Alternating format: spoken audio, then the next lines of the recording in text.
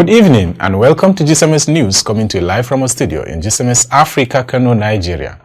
Today, Tuesday, being the 17th February 2026, which is equivalent to 29 Sha'ban 1447 after Hijrah. I am Hamza Dauda Adamu with the news. First, the news headlines. Federal government and several state governors have provided a total of 8 billion naira in support for traders affected by the recent market fire.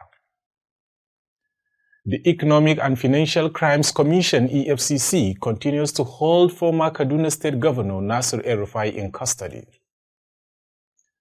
The National Bureau of Statistics has reported to decline in inflation in the country. And in the foreign scene, many people have lost their lives following a drone strike in Sudan. And now the news in details. The Kano State government has commended President Bola Ahmed Tinubu for donating 5 billion naira to support traders affected by the recent fire at the popular Singa Market in Kano Metropolis. Kano State Commissioner for Information and Internal Affairs Ibrahim Abdullahi Waya made this disclosure in a statement in Kano on Monday. The statement also praised governors from the All Progressive Congress platform who collectively contributed 3 billion naira to assist victims of the tragedy. Describing the intervention as timely and compassionate, the Kano State government said it demonstrates the presidential's commitment to the welfare of Nigerians during the times of hardship. However, the statement added that the generous donation will help cushion the suffering of the victims and support them in rebuilding their businesses after their devastating loss. The media advisor to former Kaduna State Governor Nasir El-Rufai, Muyiwa Adeke, has confirmed that the former governor is still with the Economic and Financial Crimes Commission (EFCC). In a statement posted on his X account, Adeke said El-Rufai honored the Commission's invitation on Monday and presented himself for questioning as requested. However, he described the engagement between El-Rufai and EFCC officials as cordial and constructive. According to Adeke, El-Rufai's lawyer noted that the officers who received him conducted themselves with professionalism and respect throughout the process.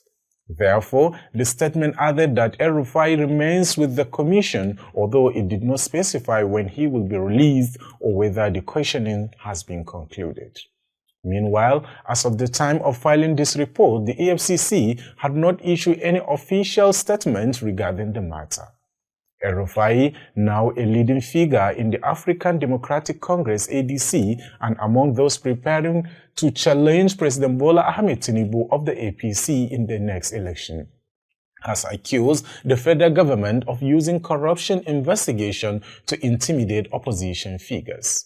He also alleged that about 4 individuals who served under him during his tenure in Kaduna have already been arrested, adding that he had anticipated being invited by the EFCC. Nigeria's National Bureau of Statistics (NBS) has announced that the country's inflation rate declined to 15.10% in January this year, signaling a potential easing of the prolonged cost of living crisis. The Bureau stated that the drop followed a revising of its calculation methodology to better reflect current market realities in the country. As a result of the adjustment, the inflation figure is lower compared to the 27.61% recorded in the previous year. Therefore, the Statistician General of the Federation, Prince Adeyemi Adeniran, explained that the decline reflects the adoption of a new base year aligned with 2024 economic and consumption patterns.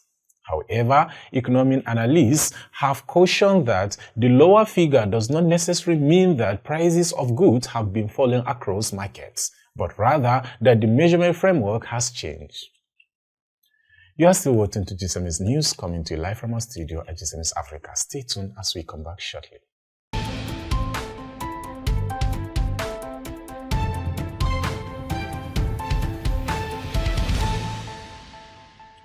Welcome back. Goods worth hundreds of millions of naira were destroyed following protests targeting northerners in Port Harcourt, the capital of Rivers State, after the killing of a resident in Iguruta Ikwere local government area. The arrest was triggered by the alleged stabbing to death of Chelem Samuel Festus during an attempt to recover a motorcycle he was accused of stealing from a shop owned by Northerners.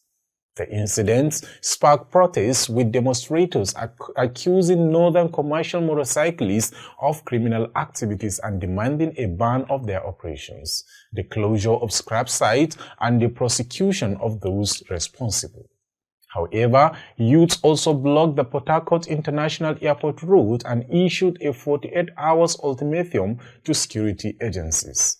Meanwhile, tension escalated further when a wheelbarrow pusher, Zakara Afaru, allegedly stabbed a Benue-born trader, Higoto Wenem, to death during a dispute over trading space at Oil Mill Market. Therefore, the incident triggered renewed attack on northern traders in Iguruta, with several businesses vandalized and looted.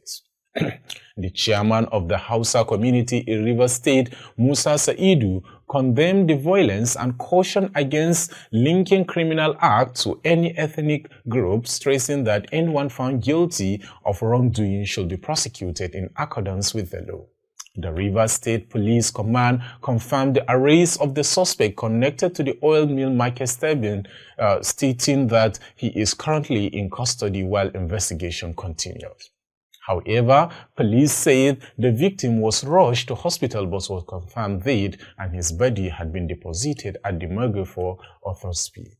Authorities added that swift intervention by security operatives helped restore calm and prevented a further breakdown of law and order. The Nigeria Center for Disease Control, NCDC, has reported that 31 people have died from Lassa fever in just 5 weeks. According to a new report released on Monday, the report indicates that 754 suspected cases of the disease have been recorded, with 165 confirmed infections. Among those infected are 9 healthcare workers. 9 states have reported that at least one confirmed case across 33 local government areas, which about 92% of confirmed cases come from Bauchi, Ondo, Taraba, Edo, and Plateau states, while the remaining 8% are from 4 other states.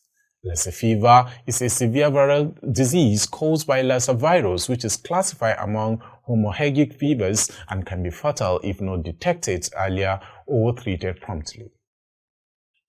And now we move to the foreign scene. At least 28 people have been killed and many others injured after a drone strike hit a market in northern Kordofan, Sudan, according to a civilian casualty monitoring group on Monday. The attack occurred at Al Safiya market near the town of Sodari when the market was crowded, the emergency lawyers organized reported. The group said the death toll caused rise as many of the injured remain in critical condition, which also condemned the use of drones in civilian areas, calling it a serious disregard for human life and urging all parties involved in the conflict to respect international humanitarian laws.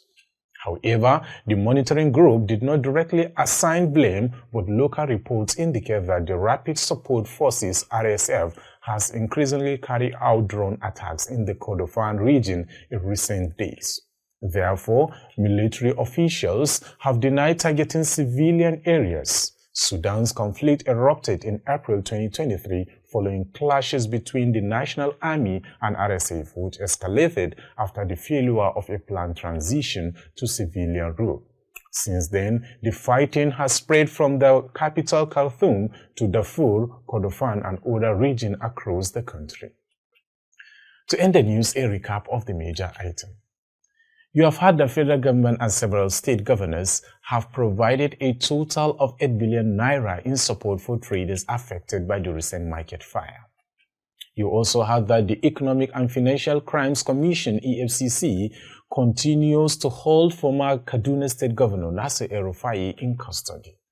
You also heard that the National Bureau of Statistics (NBS) has reported a decline in inflation in the country. Also from the foreign scene, you have heard that many people have lost their lives following a drone strike in Sudan.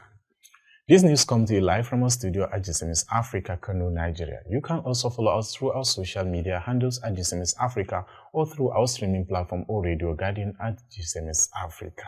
Once again, I'm Hamza Daud Adamu saying goodbye for now.